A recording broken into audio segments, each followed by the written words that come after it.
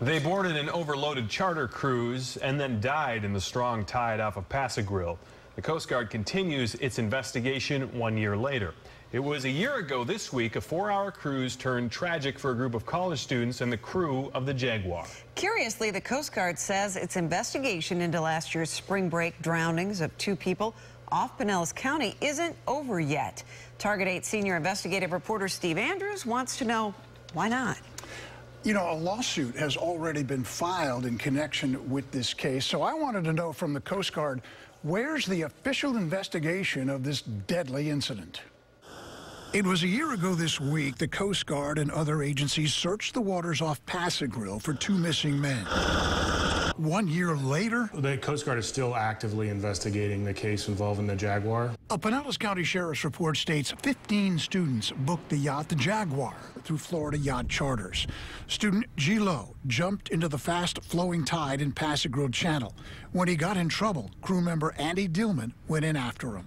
Both died.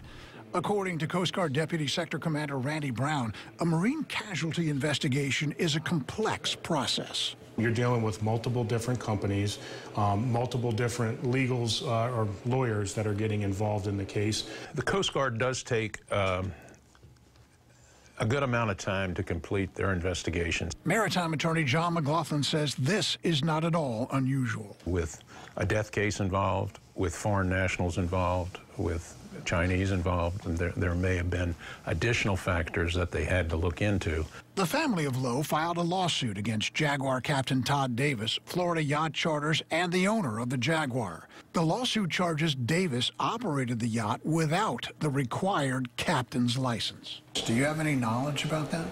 That will be part of the active ongoing investigation. The lawsuit claims there was a delay in contacting the Coast Guard. Was there? But exactly the timing or whether or not there was a delay or not, that'd be similar to the captain's license question. That'd be part of the investigation that I can't speak to right now. Again, whenever you have a loss of life like we had in this situation, you don't want to miss something.